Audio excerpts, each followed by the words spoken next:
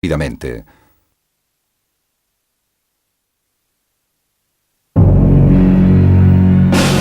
La respuesta de Finlandia.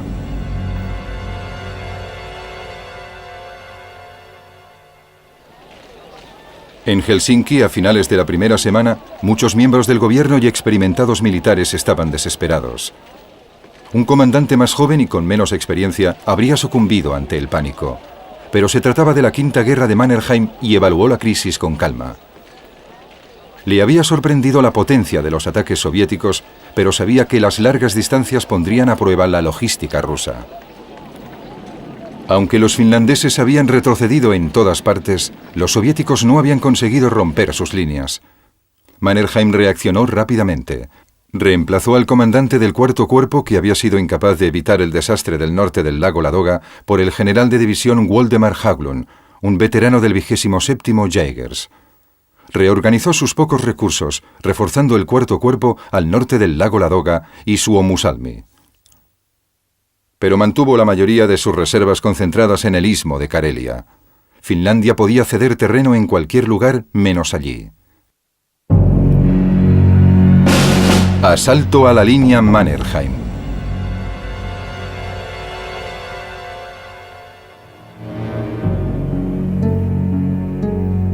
En el frente de Karelia, Merezhkov sabía que los finlandeses concentrarían sus fuerzas en el centro oeste de la línea Mannerheim, en Suma, donde un sistema de carreteras y ferrocarriles iba hacia el noroeste, hacia Viipari y después a Helsinki. Decidió atacar primero el flanco oriental finlandés cerca del pueblo de Taipale, donde la línea Mannerheim llegaba al lago Ladoga. Merezhkov creía que ejerciendo presión allí podría convencer a los finlandeses que enviasen sus reservas y entonces los soviéticos atacarían Suma.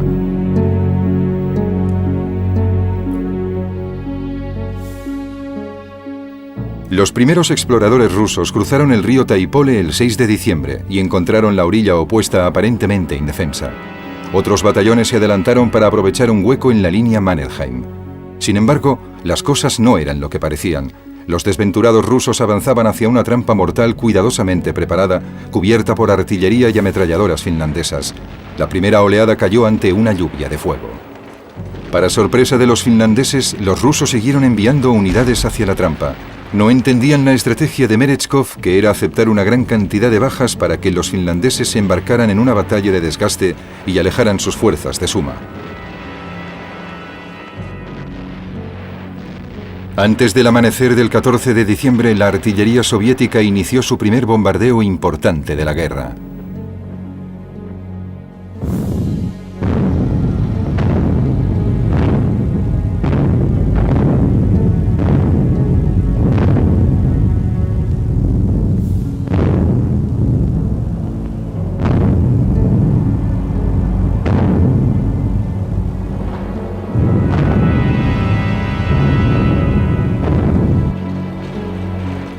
A las 11:30 la descarga terminó. Tanques soviéticos acompañados de infantería empezaron a avanzar. Los finlandeses esperaron hasta que llegaron a las líneas establecidas y abrieron fuego. La metralla atravesó la densa infantería soviética mientras alcanzaba un tanque tras otro. En 5 minutos detuvieron el avance de los soviéticos y después les obligaron a retirarse. Merezhkov envió otras 2 divisiones a la batalla y reforzó la artillería hasta las 84 baterías. Aunque tenía esperanzas de atravesar la línea, creía que la lucha era tan intensa que debía haber atraído a las reservas finlandesas. Era el momento de cambiar el eje del ataque. A las 5 de la mañana del 17 de diciembre, Merezhkov lanzó su principal ofensiva contra la línea Mannerheim en Suma. La artillería soviética abrió fuego y durante 5 horas avanzó y retrocedió sobre las posiciones finlandesas. Fue el fuego de artillería más importante desde el del frente occidental a principios de noviembre de 1918.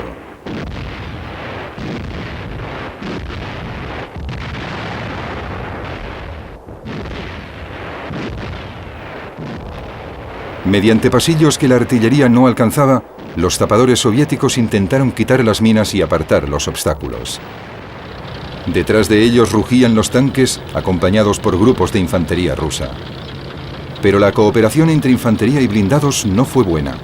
Mientras los tanques avanzaban, la infantería se quedó atrás y formaron huecos. Las ametralladoras finlandesas y los equipos de morteros vieron la posibilidad de sacar partido a esa debilidad, abriendo fuego sobre la infantería.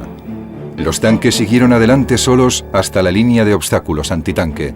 Las orugas intentaban superar los monolitos y colocaban a los tanques apuntando hacia arriba en un peligroso ángulo. Entonces los equipos antitanque finlandeses atacaron.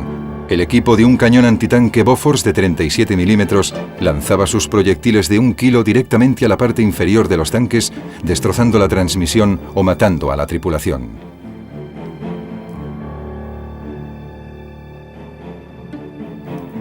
En el sector de Suma, la línea Mannerheim estaba flanqueada por lagos que estaban congelados. Cuando los ataques a la línea se detuvieron, Merezhkov envió columnas directamente hacia los lagos, esperando poder superar por el flanco las defensas principales. Pero las orillas de los lagos estaban rodeadas de rocas, barrancos y densos bosques. La mayoría de los lagos solo tenían unas pocas salidas que canalizaban el avance ruso. Con baterías antitanque cuidadosamente colocadas y emboscados, dichas salidas se convirtieron en mataderos. El 19 de diciembre, Merezhkov empezó a desesperarse. Le había prometido a Stalin la victoria para su cumpleaños, el 21 de diciembre. Mientras los batallones avanzaban sobre los campos de minas, limpiándolos con sus propios cuerpos, los tanques KV entraron en acción por primera vez. Un escuadrón de esos monstruos de 47 toneladas se abrió camino en una zona de la línea Mannerheim y atravesó las calles de Suma. Pero la brecha se cerró rápidamente. La infantería finlandesa subió a los tejados de las casas, saltó sobre los tanques y disparó por la hendidura que utilizaba el conductor para poder ver, mientras otros lanzaban cócteles Molotov.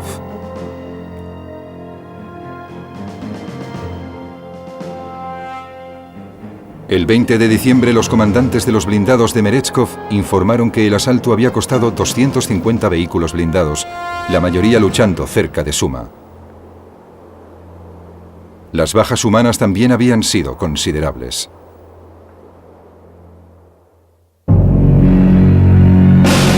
Contraataque.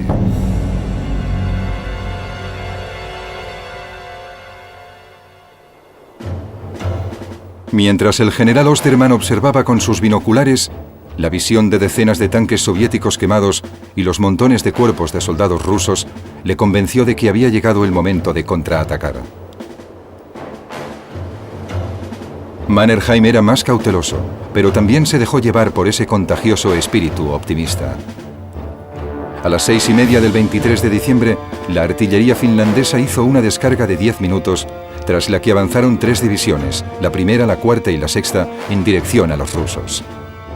Superaron los puestos adelantados con relativa facilidad, pero mientras avanzaban, la resistencia soviética fue aumentando. Enfrentadas a una defensa cada vez más decidida, las tropas finlandesas empezaron a convertirse en una masa informe que no respondía a las órdenes de los oficiales. Al vislumbrar una catástrofe de primera magnitud, Mannerheim detuvo el ataque. Los finlandeses perdieron 1.500 hombres el 23 de diciembre, un coste elevado. En otros lugares, las fuerzas finlandesas con equipos ligeros y poco entrenamiento devolvían los golpes a las columnas soviéticas. En los bosques al norte del Ladoga, batallones de esquiadores vestidos de blanco se movían rápidamente por los flancos de las columnas soviéticas, atacándoles desde todas direcciones. Desde esas fuerzas de guerrilla surgieron unos contraataques cada vez más impresionantes.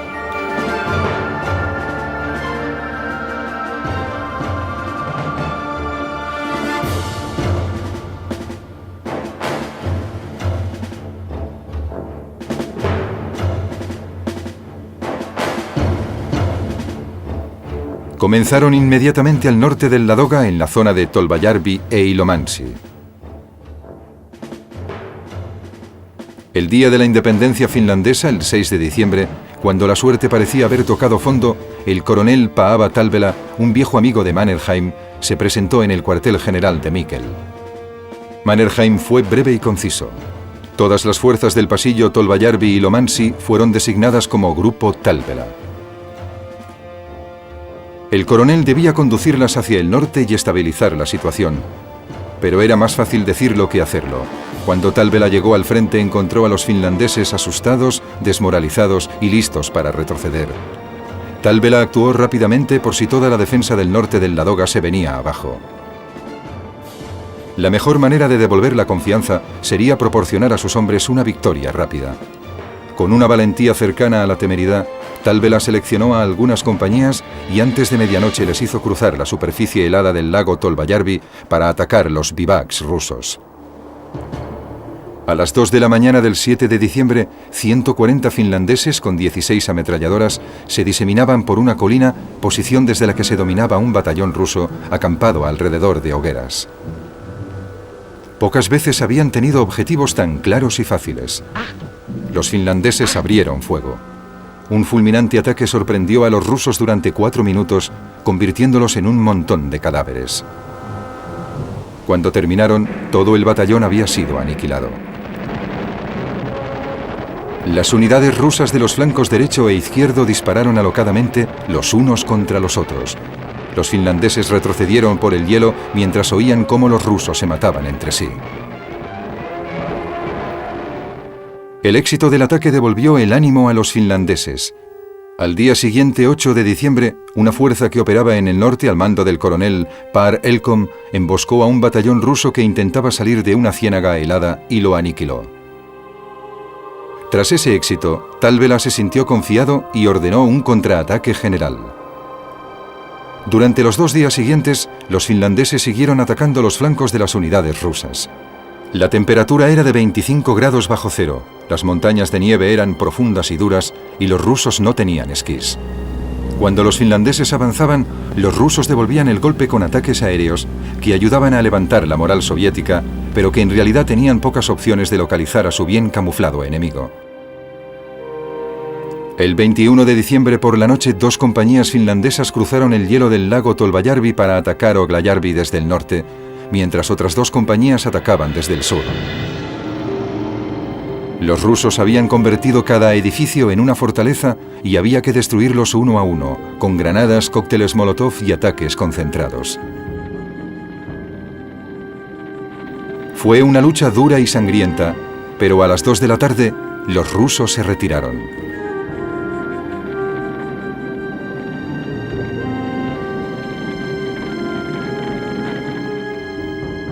Los finlandeses siguieron presionando 2 días más, llegando hasta el río Aitojoki el 23 de diciembre. Mannerheim detuvo el ataque. Desde el inicio de la ofensiva, las fuerzas de Talvela, de 6.000 hombres, habían sufrido 2.000 bajas, de las cuales 630 habían muerto. Los finlandeses contaron más de 4.000 cadáveres rusos y habían resultado heridos 5.000 soldados, 600 de los cuales eran prisioneros.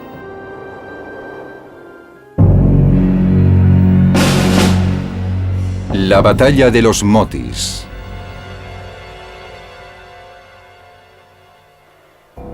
Más al sur, junto a la orilla norte del Ladoga, el general Haglund lanzó una contraofensiva contra la 168ª División Soviética, que se extendía a lo largo de kilómetros de carretera cubierta por la nieve. Mientras los esquiadores finlandeses rodeaban los flancos rusos, aislando las columnas, las tropas rusas no intentaron escapar. En lugar de eso, empezaron a trincherarse para defenderse. La segunda semana de enero, las columnas rusas se habían convertido en 11 grupos aislados, bautizados por los finlandeses como motis. Haglund no tenía hombres suficientes para atacar cada moti, así que lanzó un asedio móvil con esquiadores que desequilibraban a los rusos mediante ataques rápidos.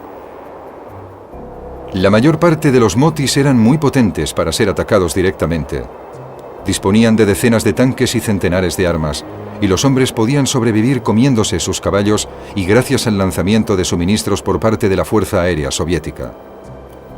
Los finlandeses colocaron armas antiaéreas alrededor de los motis y a veces conseguían imitar las señales rusas para solicitar el lanzamiento de suministros para que estos cayeran en sus posiciones en lugar de en las soviéticas. Los rusos intentaban complementar sus lanzamientos aéreos con suministros que llegaban cruzando el Ladoga por la noche, pero esas columnas solían caer en emboscadas de las patrullas finlandesas. Cuando los suministros soviéticos empezaron a escasear, los grupos se enfrentaron a la posibilidad de rendirse o intentar huir. Invariablemente elegían la segunda opción. Los 3.600 rusos del Moti de Lemeti intentaron atacar a mediados de enero esperando superar al batallón que les asediaba, pero se encontraron con un potente fuego de ametralladoras. Tras la masacre, los finlandeses calcularon más de 3.000 muertos, incluido un general soviético rodeado por los cuerpos de 4 mecanógrafas, todos ellos empuñando un rifle. A finales de enero, 8 de los 11 motis de la costa norte del Ladoga habían caído ante las fuerzas del general Haglund.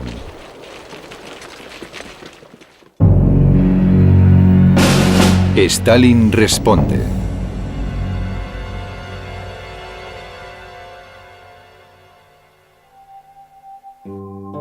Durante el mes de diciembre, las noticias de Finlandia habían sido recibidas en el Kremlin con inquietud, después con alarma y finalmente con ira.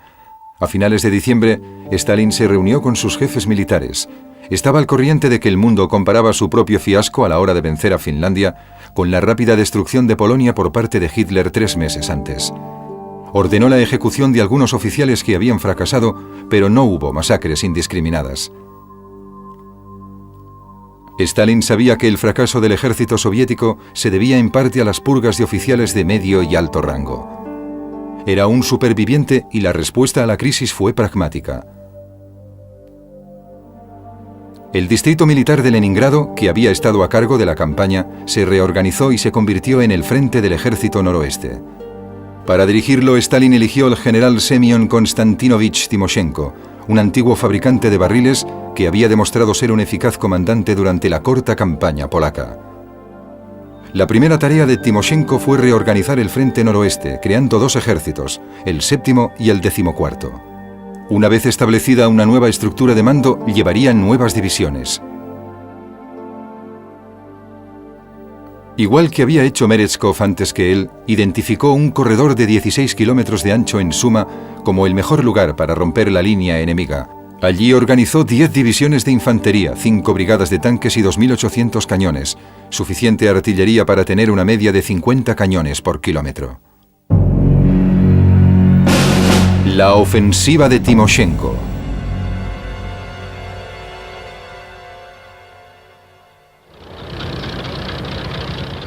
Durante las últimas semanas de enero, las patrullas soviéticas exploraron la línea Mannerheim, localizaron los búnkeres e incluso se llevaron fragmentos de cemento para analizarlos. El 1 de febrero, la artillería del frente noroeste abrió fuego y lanzó 300.000 proyectiles sobre las posiciones finlandesas durante las primeras 24 horas. Solo en el sector de Suma llovieron 400 proyectiles por minuto. Bajo ese bombardeo, algunas de las fortificaciones finlandesas empezaron a venirse abajo. Tras los bombardeos, llegaron las tropas de asalto de la 123ª División que intentaron abrir pasillos entre las alambradas, los campos de minas y los obstáculos antitanque hasta las defensas principales. No todos los búnkeres respondieron y algunas posiciones aisladas cayeron en manos rusas, aunque los finlandeses casi siempre contraatacaban y las volvían a capturar. El 10 de febrero, los soviéticos atacaban toda la línea, obligando a los finlandeses a iniciar una guerra de desgaste que nunca podrían ganar. Además, las baterías finlandesas ya no respondían a los bombardeos rusos. Los finlandeses se estaban quedando sin munición y las baterías tenían órdenes estrictas de no disparar salvo en caso de emergencia.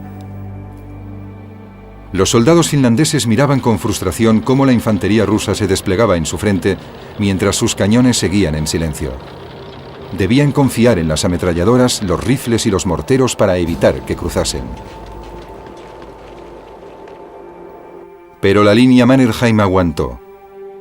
Los rusos intentaron superarla por los flancos y enviaron columnas por el hielo del Golfo de Finlandia y el lago Ladoga. Las baterías costeras finlandesas abrieron fuego sobre la superficie helada. Cundió el pánico entre las filas soviéticas, obligándoles a huir a través del hielo roto, donde murieron centenares de soldados.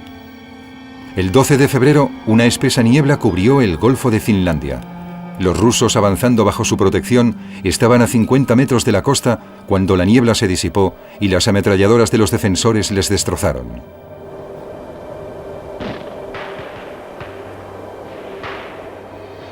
Los finlandeses seguían cosechando éxitos, pero el inmenso número de soldados rusos era abrumador.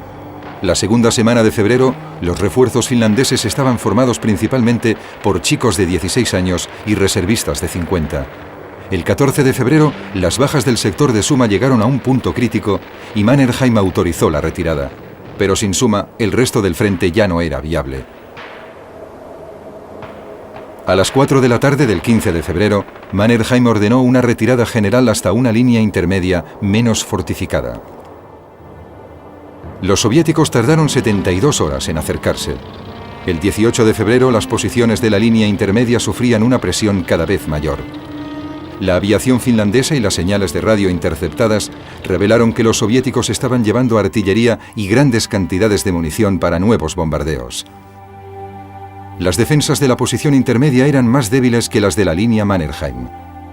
El mariscal no quiso dejar a sus soldados en una posición en la que serían masacrados. Entre el 27 y el 28 de febrero, los finlandeses se retiraron a una tercera posición, la línea de reserva, para que los proyectiles de Timoshenko cayeran sobre trincheras vacías. Mannerheim había salvado a su ejército, pero se hallaba en su última línea defensiva. El 2 de marzo, Timoshenko tenía 30 divisiones apoyadas por 1.200 tanques y muchos vehículos blindados, además de 2.000 aviones. Un día después, hombres y máquinas del 28º Cuerpo Soviético atacaron a través del hielo del Golfo de Finlandia. Sufrieron numerosas bajas debido a los ataques aéreos y de artillería, pero consiguieron establecer 2 cabezas de playa al oeste de Viipuri, superando por los flancos la última línea defensiva finlandesa.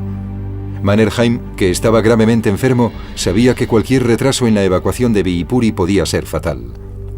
Si pudiera resistir hasta el deshielo, apenas una semana después, los cañones y los tanques rusos se hundirían en las aguas pantanosas. Solo 2 cosas podían salvar a Finlandia: la primavera o la intervención de potencias extranjeras como Gran Bretaña y Francia. Por desgracia, el invierno de 1939-1940 fue uno de los más fríos y largos del siglo XX. La intervención extranjera era tan improbable como la pronta llegada de la primavera. Recibieron ayuda de otros países europeos y de Estados Unidos, pero en forma de compañías no profesionales y batallones de voluntarios idealistas, principalmente suecos. El 29 de febrero los diplomáticos finlandeses estaban a punto de aceptar las exigencias rusas cuando llegó un mensaje urgente desde París.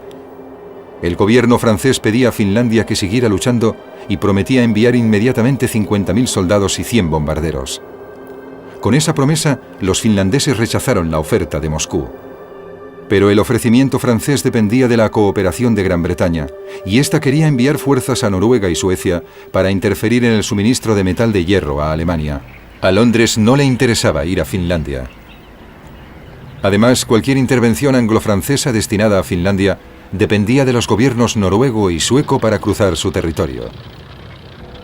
Oslo y Estocolmo no lo iban a permitir. Como la perspectiva del deshielo, la promesa de una intervención extranjera hizo que los finlandeses aguantasen. La noche del 7 al 8 de marzo, los rusos expandieron su cabeza de playa a la costa del Golfo y llevaron su artillería hasta la carretera de Viipuri y Helsinki. La 23ª División finlandesa se vino abajo. Un batallón se rindió y huyó hacia el oeste, mientras otros batallones se negaban a contraatacar. 2 días después, Finlandia hizo una petición desesperada a Noruega y Suecia para que abrieran sus fronteras, sabiendo que sería denegada. Los diplomáticos finlandeses no tenían más opción que aceptar las condiciones rusas, y el 13 de marzo se firmó un alto el fuego en Moscú que le dio a Stalin todo lo que deseaba.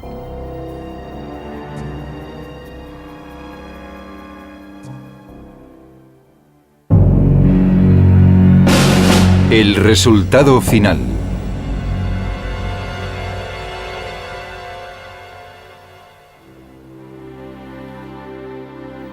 La guerra entre Rusia y Finlandia había durado 105 días. Finlandia sufrió 25.000 muertes y 43.500 heridos sobre una población total de menos de 4 millones de habitantes. Las pérdidas soviéticas fueron peores, 250.000 muertos y la misma cantidad de heridos. Los finlandeses apresaron a 5.000 soldados rusos, un número muy bajo que indica lo dura que fue la lucha. Aunque Finlandia tuvo que ceder ante lo inevitable, se ganó la reputación de ser una pequeña potencia, un país que había que tomar en serio. En cambio, aunque los rusos triunfaron, la reputación del ejército soviético como potencia de guerra quedó destruida. Los observadores estadounidenses y británicos calificaron la Unión Soviética como una potencia militar de tercer orden, un gigante incapaz de defenderse. Lo mismo hicieron los franceses. En abril de 1940, el Soviet Supremo se reunió para asumir las lecciones de la guerra e inició un programa de reformas radicales. Justo a tiempo.